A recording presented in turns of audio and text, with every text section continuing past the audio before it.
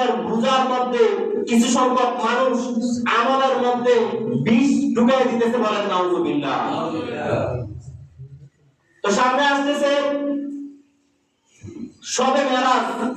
একদল বলবে এই রাতের মধ্যে কোনো আমল নাই, আরেক দল বলবে যে আল্লাহর সাথে সরাসরি সাক্ষাৎ করে নাই, আরেক দল বলবে ঘুমের মধ্যে সাক্ষাৎ করেছে, স্বপ্নের মধ্যে সাক্ষাৎ করেছে, আরেক দল বলবে এত তাৎপর্যপূর্ণ নাই, অতিরিক্ত করলে এগুলো হচ্ছে বিদআত, আর প্রত্যেকটা বিদআত হচ্ছে পথভ্রষ্ট। এভাবে আপনাদেরকে বলে মেমোরি রিফ্রেশমেন্ট করবে।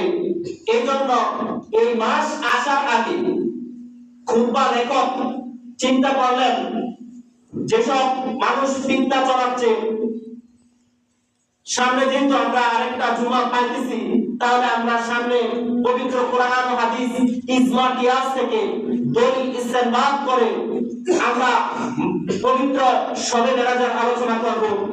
আজকে আমরা এই মুক্তাসের সময়ের মধ্যে পবিত্র কোরআন এবং হাদিস থেকে যেসব ফিতনাবাজরা ইসলামের এই সিগনিফিকেন্স দিনগুলোকে, উৎসবগুলোকে, যারা বলে কোনো আমল নাই, যারা বলে কোনো রোজা নাই, যারা বলে এরাতে আমলের কোনো গুরুত্ব নাই, তাদেরকে আগে আমাদের চিনার দরকার আছে। প্রিয় নবী সাল্লাল্লাহু আলাইহি ওয়াসাল্লাম তাদের ব্যাপারে কি সংকেত দিয়েছেন পবিত্র হাদিসে পাকের মধ্যে, আজকে পবিত্র কোরআন এবং হাদিস দ্বারা আপনাদের সম্মুখে মুক্তাসর আলোচনা করব। আপনারা কি মনোযোগ দিয়ে শুনবেন?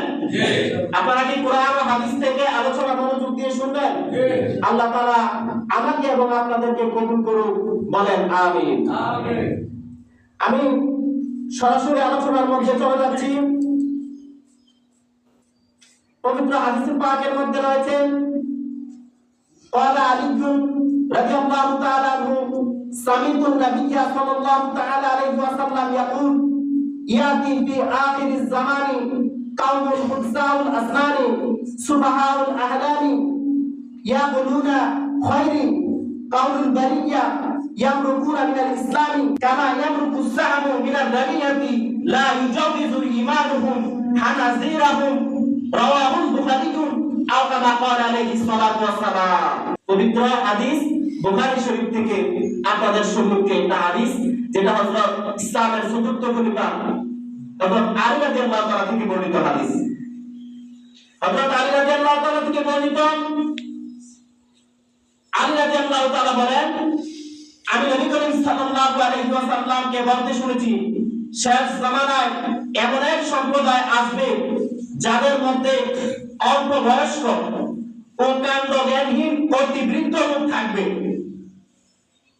তারা জগতের সর্বোত্তম কথা বলবে তাদের ভ্রান্ত আকীদার কারণে, বলেন নাউজুবিল্লাহ। জগতের সর্বোত্তম কথা বলবে কিন্তু তাদের ভ্রান্ত আকীদার কারণে তারা ইসলাম থেকে এমনভাবে বের হয়ে যাবে যেভাবে তিন শিকারকৃত প্রাণীকে ব্যাট করে বের হয়ে যায়। তাদের ঈমান কণ্ঠনালীকে অতিক্রম করবে না, মানে তাদের কণ্ঠনালীর নিচে তাদের ঈমান থাকবে না, তারা শুধু মুখে বলবে, বলেন নাউজুবিল্লাহ। আসেনি? এখন আসেনি? আপনাকে মুখে বলবে ইসলামের দাওয়াত দিচ্ছি, ঈমানের দাওয়াত দিচ্ছি, অতি বৃদ্ধ, এখানে বলছে অতি বৃদ্ধ, দেখতে মনে হবে যেন বড় যুব্বাওয়ালা, বড় দাড়িওয়ালা, বড় পাগড়িওয়ালা।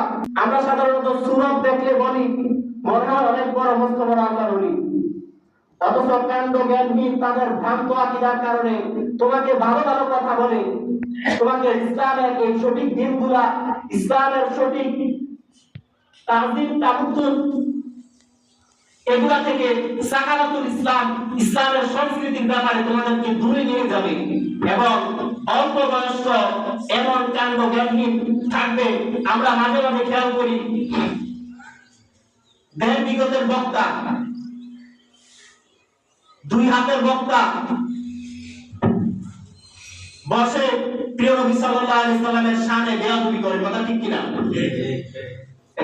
ট্যাপ রেকর্ডারের মতো, মোবাইলের রেকর্ডারের মতো যা শিখাই দেয় সে তাই বলে। এগুলা কি কিয়ামতের আলামত কিনা বলেন? তো প্রিয় নবী সাল্লাল্লাহু আলাইহি সাল্লাম বলছে কাণ্ডজ্ঞানহীন, অতি বয়স্ক আর হচ্ছে খুব অল্প বয়স্ক, যারা এখনো ইমামতি করার যোগ্য হয় না যাদের মধ্যে, তারাও আপনাদের সামনে কথা বলবে। আর তারা কথা বললে অনেকে বলে এই ছোটগুলা কি মাসুম বাচ্চা, সে কি মিথ্যা কথা বলতে পারে কিনা। এভাবে বইলা আমাদেরকে দিন থেকে দিনে দিনে এই দুই শ্রেণীর লোক দিন থেকে আমাদেরকে ইসলাম থেকে দিনের পর দিন আমাদেরকে ডাইভার্ট করে ইসলামের মূল উৎসবগুলোকে, শবে বরাত, শবে মেরাজ, শবে বরাত, লাইলাতুল কদরের মতো দিবসগুলোকে তারা বিভিন্ন ভাবে আমাদেরকে মেমোরি ব্রেন ওয়াশ করে আমাদেরকে আল্লাহর ইবাদত থেকে বঞ্চিত করতেছে। বলেন নাউজুবিল্লাহ।